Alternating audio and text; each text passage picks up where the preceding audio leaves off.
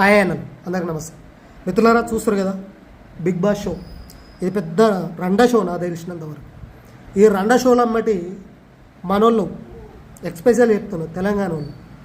దయచేసి పోకురు పోయి మీ ఆత్మగౌరవాన్ని చంపుకోకురాలు. అర్థమైందా? ఇన్ని రోజులు మంచిగానే ఉన్నారు, చేతి నిండా పని ఉన్నది, రీల్స్ చేసుకున్నారు, కష్టం చేసుకున్నారు. యావత్తు తెలుగు ప్రపంచం మొత్తం మిమ్మల్ని గుర్తించింది. ఆ బొంగులో షోకు పోయి మీరు ఇంకా సాధించేది ఏముంటుంది? మీరేమైనా హీరోలు అవుతారా?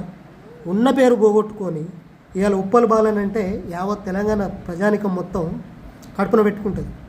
ఎందుకనంటే తను చేసే వీడియోలని కాదు, తన కుటుంబ పరిస్థితి తెలిసి. అర్థమైందా? ఒక జెన్యునిటీ పరంగా ఒక ట్రాన్స్లేట్ యాక్ట్ చేయాలన్నా కానీ చాలా అంటే చాలా గట్స్ కావాలి.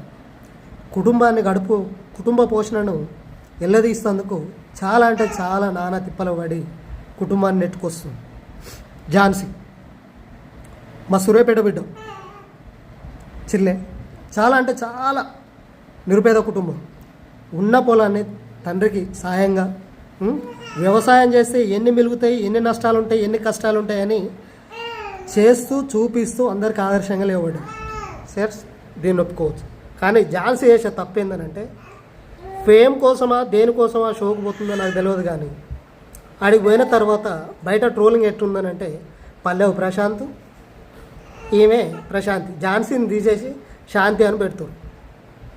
ఇటువంటి మీ శ్రమను నమ్ముకొని మీరు ఇన్ని రోజులు చేసిన కష్టాన్ని ఆ బిగ్ బాస్ అని ఒక రండా షో కాడికి తీసుకుపోయి మీ ఆత్మగౌరవాన్ని చంపుకొని వచ్చే ఫేమ్ తోటి మీరు ఏం బాగుపడతారో, ఏ బిల్డింగ్ కడతారో నాకైతే తెలుస్తుంది.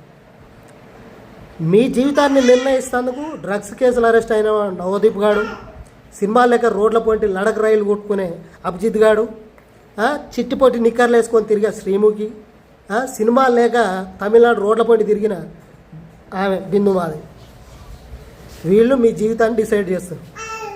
వాడు డ్రగ్స్ కేసులు అరెస్ట్ అయ్యి యావత్ తెలుగు ప్రజలు మొత్తం చూస్తారు నవదీప్ గారిని. వానికి నైజీరియన్స్ తోటి వాళ్ళతోటి వీళ్ళతోటి సంబంధాలు ఉన్నాయి. మీ కష్టం చేసే చేతులకు, అటువంటి రండల చేతులకు ఒక్కసారి వచ్చేసాను కనుక్కోండి. దయచేసి ఆ షోకు పోయి మీ ఆత్మగౌరవాన్ని చంపుకోకురు పోయి. అర్థమైందా? ఎందుకు గసోటి చేత కానీ ఆడ కూర్చునే కొడుకులకు మీకు మస్తు పరకుంటుంది.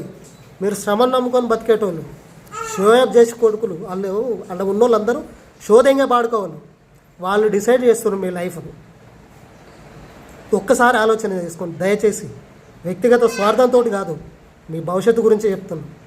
షో కోసం పోయి మీ వ్యక్తిగత జీవితాలను ఆగం చేసుకోకరి, పరువును